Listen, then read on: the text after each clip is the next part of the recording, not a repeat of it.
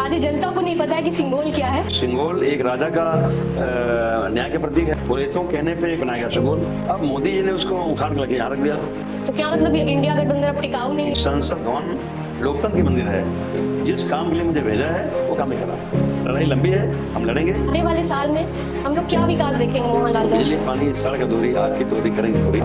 Samajwadi party के नेताओं से बात करूंगा।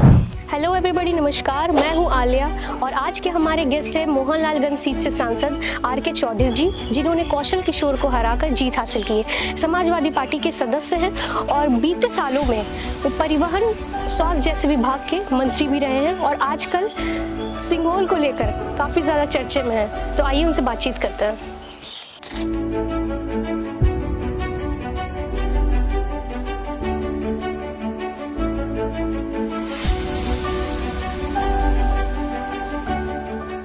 सांसद जी, बहुत बहुत स्वागत है आपका हमारे शो में। अभी तो फिलहाल शुरुआत जो इंटरव्यू की करेंगे वो सिंगोल के सवाल से करेंगे।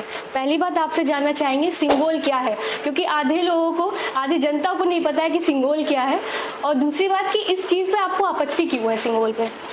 पहली बात तो यह है कि सिंगोल तमिल भाषा शब्द है जी। तो उत्तर भारत में लोग जानते नहीं। हाँ। इसका माने हुआ राजदंड, हाँ। राजा की छड़ी। हाँ। या अगर उसको देहाती भाषा में क्या समझ ले तो राजा का डंडा। हाँ। राजा का डंडा। जब पहले राजे रजवाड़े बैठते दरबार में तो बहुत तन के बैठते थे और पब्लिक आती थी न्याय के लिए तो वो डंडा छड़ी रखते थे। तो अगर कोई फैसला करते उसको पीटते थे। जी। तब कोई ग्रंथ नहीं होता था। हाँ। कोई गाइडलाइन नहीं होती थी। तब संविधान नहीं होता था। ना खाता न वही, राजा साहब ने जो कह दिया वही सही। हाँ। अब देश आज़ाद हो गया है और आज़ादी के बाद यहाँ बन गया संविधान, कॉन्स्टिट्यूशन ऑफ इंडिया। अब कॉन्स्टिट्यूशन ऑफ इंडिया भारतीय संविधान के दायरे में तमाम कानून बन गए। सीआरपीसी है, आईपीसी है, एविडेंस है। इस दायरे में न्याय होता है, राजा के दंड से नहीं होता। अब पिछली बार बीजेपी सरकार ने, खासतौर प्रधानमंत्री नरेंद्र मोदी ने सिंगोल दक्षिण भारत में जो बनाया गया था और उसको आज़ादी के बाद रखा गया था, दिया गया था प्रधानमंत्री को, और उन्होंने इलाहाबाद के संग्रहालय में स्थापित कर दिया। उसे उखाड़ ला के रख दिया संसद भवन में। संसद भवन लोकतंत्र का एक मंदिर है। राजतंत्र नहीं है, लोकतंत्र का है। वहाँ कतई सिंगोल नहीं लगाना चाहिए था, क्योंकि सिंगोल एक राजा का न्याय के प्रतीक है। अब अदालतें न्याय करती हैं, राजा नहीं करता। बिल्कुल। और हर न्यायपालिका या हर न्यायिक कोर्ट, न्यायिक अदालत निश्चित तौर पे इस देश में लागू कानूनों के अधीन ही फैसला करते हैं। सिंगोल से नहीं करते हैं, इसे दंडित नहीं करते हैं, इसे दंडित नहीं करते। मोटी बात है, समझना पड़ेगा कि बहुत पहले आज़ादी के बाद ये तय हुआ था, वो भी दक्षिण भारत के जो पुरोहित थे उन्होंने सलाह दिया कि जब ट्रांसफर ऑफ पावर होगा, देश आज़ाद होगा, तो कोई न कोई चीज़ सिंबल के तौर पे देना चाहिए। तो पुरोहितों कहने पे एक बनाया गया सिंगोल, तो बनता है राजदंड। और बना के उसको लॉर्ड माउंटबेटन ने सम्मान दे दिया पंडित जवाहरलाल नेहरू को, प्रधानमंत्री थे। और पंडित जवाहरलाल नेहरू ने ले तो लिया, लेकिन उससे बजाय दिल्ली रखने के सीधे इलाहाबाद के संग्रहालय में रख दिया। हमें लगता है कि उन्होंने काबिलियत दिखाई और संग्रहालय में स्थापित कर दिया। अब मोदी जी ने उसको उखाड़ के लेके यहाँ रख दिया, सबके सर पे, संसद भवन में, जहाँ सांसद लोग बैठते हैं। तो निश्चित तौर पे हमारा कहना है कि संसद भवन लोकतंत्र की मंदिर है, राजतंत्र मंदिर नहीं है। राजे रजवाड़ों का वो राजमहल नहीं है। इसलिए या तो वहाँ संविधान रहेगा या लोकतंत्र रहेगा। लड़ाई लंबी है, हम लड़ेंगे।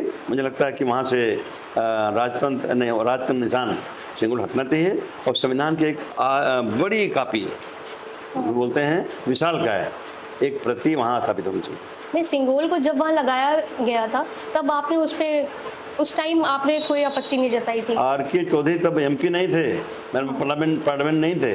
तो आप उसका जो लोग इंतजार कर एमपी रहे थे, थे, शपथ ग्रहण का जो लोग इंतजार एमपी कर रहे थे, अब चूंकि आप जानते हैं कि इसमें सरकार मजबूत सरकार नहीं है। हाँ, उस समय सरकार मोदी की मजबूत सरकार थी, अब मजबूर सरकार है। तो हमको लड़ने मजा आया, आसान पड़ गया। हाँ, जब मजबूत सरकार होती तो मैं खदेड़ लेते हो हैं। हाँ, हाँ, और हम ऐसी सरकार में गए हैं, इस सरकार के साथ मुझे काम करना है मिलके, कि जो मजबूर है। हमारी बात सुनने के लिए बाध्य हैं, कि हमारे पक्ष में ढेर सारे एमपीज हैं। हाँ, उन क्षेत्रों पे ऐसे मौके पे मैं जिताने वाले लोग बैठे हैं, ये लोग हैं तो उछाल रहे हैं कि मैं कि आपने सही बोला, आपने सही बोला। हाँ, ये वोट देने वाले, दिलाने वाले लोग लाइन से बैठ रहे हैं, यही लोग हैं। तो उन क्षेत्रों पे जिस काम के लिए मुझे भेजा है वो काम मैं कर रहा हूँ। स्पीकर ओम बिरला को आपने जब चिट्ठी लिखी हाँ। तो अखिलेश यादव को इसके बारे में जानकारी थी कि आपने स्वयं फैसले ले लिए? ये काम मुझे करना था, हाँ, चिट्ठी लिख दिया, चिट्ठी दे दिया। उस समय मौका नहीं था कि सलाह लें तब चिट्ठी दें, क्योंकि टाइम बहुत कम था। टाइप करा, हाउस पहुंच गए और वहाँ शपथ होने लगा, हमारा नाम पुकारा गया। मैंने पहले शपथ ले लिया, फिर चिट्ठी निकाल दे दिया। आगे क्या मैंने भूल गया, सीधे मैं माइक पे में कह दिया कि मैंने एक लेटर दिया है, हाँ, इसलिए कि आप जैसे पत्रकार वहाँ जान जाएँ कि क्या था वो। जी, जब कह दिया कि लेटर दिया है तो जान के उछाल दिया। चिराग पासवान ने बोला है कि सिंगोल का जो आपने जो चिट्ठी लिखी है ओम बिरला जी को, तो ये केवल जो है पब्लिसिटी के लिए आप कर रहे हैं, ऐसा? एक चिराग पासवान उनके पुत्र हैं हाँ, जिन्होंने देश के संविधान के पक्ष में लड़ा है। चिराग पासवान ऐसी जगह पैदा हुए हैं, सरकार के टाइम पैदा हुए हैं, तो उन्हें बीजेपी ज़्यादा उनका पाला पड़ा है। बीजेपी के दाहिने बाएं रहते हैं, इसलिए भाषा बोल रहे हैं। नहीं, चिराग पासवान ये भी कह रहे थे, एक उनके बाइट में मैंने सुना था कि जो इंडिया है गठबंधन वो बहुत टाइम तक नहीं चलने वाली है, उन लोगों की आपसी में नहीं बन रही है। तो क्या मतलब ये इंडिया गठबंधन अब टिकाऊ नहीं है? इंडिया अलायंस उन्होंने बनाया है, उनके पिताजी ने बनाया है। नहीं। अरे हमारे लिए कौन बनाया है? वो कितना ठीक है कि हम जानते हैं। क्या मतलब हमारे अलायंस से? हाँ, बीजेपी कब तक ठीक है कि वो जानते होंगे। वो भाषा बोल रहे हैं बीजेपी की। तो वो बीजेपी के साथ ही तो है, तो साथ में भाषा तो उनकी ही बोलेंगे। जी। जो बीजेपी बोलेगी वो चिराग पासवान बोलेंगे। चलिए, क्षेत्र की बात अगर करें, आने वाले साल में हम लोग क्या विकास देखेंगे मोहनलालगंज में? भाई हमारे लोगों ने नारा लगाया है, बिजली, पानी, सड़क अधूरी, आर.के. चौधरी करेंगे पूरी। अब ये नारा हमारा नहीं है, बल्कि ये नारा जब मानचंद पार्टी ने निकाल दिया था और यहाँ इलेक्शन हुआ था 2001 में, तब पब्लिक ने लगाया था, पब्लिक ने। और हम इलेक्शन जीत गए। इलेक्शन जीतने के बाद सरकार बन गई मायावती की, 1.5 साल बाद उन्होंने इस्तीफा दे दिया। हम लोग मंत्री बन गए, हमें मौका मिल गया। तो बिजली, पानी, सड़क अधूरी, आर.के. चौधरी करेंगे पूरी। मैंने अपना पूरा विधायक निधि से ही फिर अधिकारियों पे थोड़ा सा कन्विंस करके ढेर सारी योजनाएं ले आए। तो जो नारा था करीब करीब सच होता हुआ दिखाई पड़ा, हमने अमल किया। अब अगर लोगों ने फिर नारा लगाया है तो निश्चित तौर पर मैं अपने को ढालूंगा और खरा तोड़ने का प्रयास करूँगा। और महिलाओं के लिए क्या करने का आपने प्लान बनाया है? महिलाओं को कैसे सशक्त करेंगे? देखिए, पहले मैं समाजवादी पार्टी के नेताओं से बात करूँगा और कदम चाहे आगे हम बढ़ाएं, चाहे समाजवादी पार्टी कोई नेता और बढ़ाए। इस देश में महिलाओं का हालत नहीं ठीक है। जो हालत देश में शूद्रों का है वही हालत महिलाओं का है, क्योंकि सरकार बीजेपी की है और बीजेपी चलती आरएसएस से। आरएसएस मानता है इस देश में संविधान को नहीं मानता, बाबा साहब अम्बेडकर बनाए हुए संविधान को नहीं मानता, बल्कि मनुस्मृति को ही अपना संविधान मानता है। और मनुस्मृति में श्लोक लिखा है, स्त्री शूद्रो न अध्येताम। स्त्री माने औरतें, शूद्र माने शूद्र, दलित और पिछड़ा, इन्हें पढ़ने का अधिकार नहीं है। और तभी तो आपने देखा होगा कि अर्जुन, भीम, नकुल, सहदेव जिससे पढ़े, एकलव्य नहीं पढ़ने पाए और फिर भी प्रैक्टिस करके होशियार हो गए। तो गुरु जी ने अंगूठा कटवा लिया, जिस अंगूठे से एकलव्य निशाना लेता था कटवा लिया। यानी गुरुद्रोणाचार्य मानते थे स्त्री शूद्र न दिया था, औरतों को और शूद्रों को शिक्षा नहीं देनी चाहिए। तो वो परंपरा चली आ रही है इसको हमारे बीजेपी के नेता कहते हैं कि हमारी प्राचीन सभ्यता है, इसको हमें ढोना है। तो बीजेपी ढोए, अरशद ढोए, आर के चौधरी हमारी टीम समाजवादी पार्टी नहीं ढोएगी। तो मतलब आप महिलाओं के शिक्षा के लिए पहले काम शुरू करेंगे? पक्का शुरू करेंगे, क्योंकि महिलाएं पढ़ें लिखें आगे बढ़ें, कहीं रुकावट हो तो आर के चौधरी अकेले नहीं बल्कि टीम बना के मदद करेंगे, जिससे महिलाएं इस देश में अपने बराबर का हिस्सा ले सकें। अच्छा, कौशल किशोर जी से आपके कैसे संबंध है? चुनाव के बाद मुलाकात हुई आपकी कभी उनसे, या चुनाव के दौरान कभी? नहीं, एक ही बार हुई थी, जब वो चंद्रशेखर जी पैदल मार्च किए थे लखनऊ में, तो उनकी भी अलग पार्टी थी, मेरी भी अलग पार्टी थी, वो भी जीत गए थे, मैं भी जीत गया था, तो हम लोग साथ साथ पैदल चलते थे, और वो भी संघर्ष वाले थे, थोड़ा बहुत मैं भी संघर्ष कर लेता हूँ, तब साथ चले थे, तब से मुलाकात हुई। अच्छा, चुनाव की घोषणा के बाद कभी उनका फोन वगैरह कुछ आया आपके पास? भाई हम उनके खिलाफ लड़ रहे हैं, हमारे खिलाफ लड़ रहे हैं। नहीं, ऐसा कोई जरूरी नहीं है कि आपस में बातचीत तो होती ही है, अगर दो अलग अलग पार्टी के मैं बहुत आदर करता हूँ जी। उनके यहाँ शादी वादी पड़ी हमको बुलाया नहीं, और हमारे यहाँ शादी पड़ी हमने बुलाया था, हमारे गाँव गए थे। अच्छा, आप लोग गए होंगे, कौशल भी गए। राम मंदिर गए? हम राम मंदिर, हमें इसके बारे में अध्ययन करना पड़ेगा। मतलब भगवान राम को नहीं मानते आप? अरे भगवान राम को मानते हैं क्या? क्यों नहीं मानेंगे? भगवान राम तो सबके हैं। बात किया आपने? भगवान राम तो सबके हैं, हम भी मानते हैं। बात सबके हैं, आपने बात किया क्या भगवान राम से? भगवान राम से बात करने की क्या जरूरत है? मैं खुद गई हूँ। एक ही सवाल है, हम अभी नया लाए हैं रामायण, उससे बढ़िया रामायण मिलते हैं अयोध्या में, मैं जाने वाला हूँ। अयोध्या से रामायण खरीद लाएंगे, पढ़ेंगे, पहले जानकारी करेंगे, क्योंकि भगवान राम 14 वर्ष तक वनवास में रहे, उसका पूरा डिटेल मिलता है। लेकिन राजा भी थे कि नहीं थे? राम मंदिर आप गए कि नहीं, या जाएंगे कि नहीं? राजा सिंह नहीं थे। ठीक है, मानते हैं, भगवान है कि नहीं, पहले ये बताइए। सुन लीजिए, राजा सिंह नहीं थे, हम तो भगवान जानते हैं। राजा सिंह नहीं थे, हम तो भगवान जानते हैं। भाई इससे क्या होगा? भाई भगवान पद भी कब लिया था उन्होंने? नहीं, कोई शपथ लिया था क्या? भगवान राम को हम नहीं मानते। शपथ लिया था क्या भगवान होने का? फिर राजा सिंह नहीं थे, राम मंदिर नहीं जाएंगे आप? राजा सिंह नहीं थे, ये इसकी जानकारी नहीं है मुझे। आपको जानकारी नहीं है? नहीं, राजा भगवान राम मैं बस जानती हूँ कि भगवान है, तो फिर उससे आगे कुछ नहीं है। बहस नहीं है जी। तो आपने अलग टॉपिक खड़ा कर दिया। आप तो सिंगल पे बात करने के लिए चलेंगे राम पे? नहीं, ऐसी कोई बात नहीं, बस जानकारी के लिए। मैं देश में, इस देश के जितने भी भगवान हैं उनको मानने वाले, उनको श्रद्धा रखने वाले के साथ मेरी श्रद्धा है। जो मानते हैं, हम माने न माने, लेकिन जो श्रद्धावान है मैं उनको छेड़ता नहीं, मैं खुद श्रद्धा रखता हूँ मानने वालों को। जहाँ तक भगवान राम की बात है, निश्चित तौर पे जब कोई MLA MP 5 साल पूरा करता है तो पब्लिक बोलती है इसने कोई काम नहीं किया, एक पैसे काम नहीं किया, ये 2 बार MP रहा, 2 बार MLA रहा, काम नहीं किया, या किया तारीफ करते हैं। तो भगवान राम राजा भी थे। इसमें बाल कांड लिखा है कि भगवान श्री राम अपने भाइयों सहित 11,000 साल राज करेंगे। युद्ध कांड लिखा है भगवान श्री राम ने 11,000 साल राज किया। ये मैं जानता हूँ कि अयोध्या पुल बनवाया है इंदिरा गांधी ने, और कुछ सुनना है?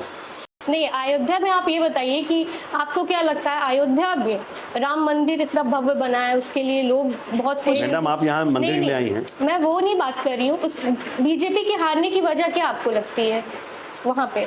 देखिए, ये बात तो आपके प्रश्न का जवाब हमारा ये है जी, क्योंकि आपने ले लिया नाम बीजेपी का। राम मंदिर आस्था विषय है, राजनीतिक विषय नहीं है जी। इसलिए हम लोग उस पर नहीं बोलते। जिसको मानना है माने, न मानना न माने, हमें फर्क नहीं पड़ता। ठीक है, मैंने पहले कहते भाई जिसकी श्रद्धा है, मेरी श्रद्धा उसके साथ है, साथ। और हम अपील करेंगे बीजेपी नेताओं से भी कि राम को लेके राजनीति ना करें, राम को लेके राजनीति ना करें। और यही कारण है कि अयोध्या में राम को लेके राजनीति करते थे, और अयोध्या ने सबक सिखा दिया। अगले वोट पड़ा, न जाने कितना राम को मानने वाले, न मानने वाले, मानने वाले न मानने में खत्म नहीं पड़ना चाहता, लेकिन बीजेपी को हरा दिया और समाजवादी पार्टी को जिता दिया। वहाँ एक प्रकट हुए हैं अवधेश, अवध के राजा जी, अवधेश, तो प्रकट हुए हैं। तो समाजवादी को उम्मीद थी कि वो वहाँ पे लोगों ने वोट दिया है। समाजवादी को उम्मीद थी कि वो वहाँ पे जीत हासिल करेंगे। मुझे पक्का उम्मीद थी, क्योंकि मैं वहीं का रहने वाला हूँ। आपको नहीं मालूम है कि मेरा घर और भगवान श्री राम घर के बीच दूरी है खाली 9 किलोमीटर, खाली 9 किलोमीटर। और मैं जब पढ़ता था साकेत महाविद्यालय में, दर्शन करने में जाता था, तब भगवान श्री राम लोग अलाउ नहीं थे दर्शन के लिए, लेकिन हनुमान जी थे।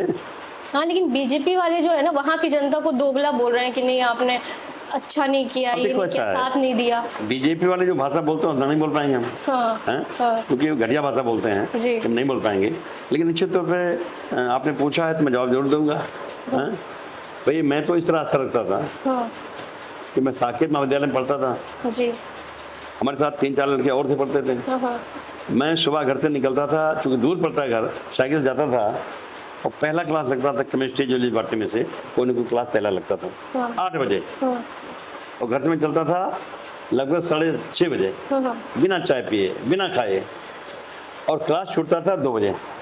भूख ले जाते थे तो सीधे जाते थे हनुमानगढ़ी जी, हनुमानगढ़ी वहाँ ना, हम 4-5 साथी जाते थे। तो प्रसाद लेते नहीं थे, आधा आना उसमें चलता था, दिया बाबा को, बाबा ने ढेर सारा ये लड्डू होता ना उसका क्या बोलते बेसन का, इतना बांध देता था, एक अखबार में इतना बांध देता, और 4-5 लोग खूब खाते थे। इन्हीं बाबा भी खुश, हनुमान जी भी खुश, हम भी खुश, दर्शन करके लौट जाते थे। हनुमान जी का कम, लड्डू ज्यादा। क्षेत्र में आप अपने कितना समय दे रहे हैं आजकल? अब चूंकि मैं चला गया था दिल्ली, वहाँ जाना जरूरी था, और आज हमारे क्षेत्र प्रोग्राम लगा है तो बता रहे हैं, हमारे इंचार्ज जो बता रहे हैं वहाँ पानी बरस गया है। आपसे मैंने कहा मैं फिर भी जाऊँगा। संसद से बचेगा वो पूरा टाइम में अपने लोकसभा क्षेत्र में। ठीक है, बहुत बहुत धन्यवाद। और हम चाहेंगे कि मोहनलालगंज को आप और विकास की ओर ले जाएं। कोशिश करेंगे। धन्यवाद। धन्यवाद।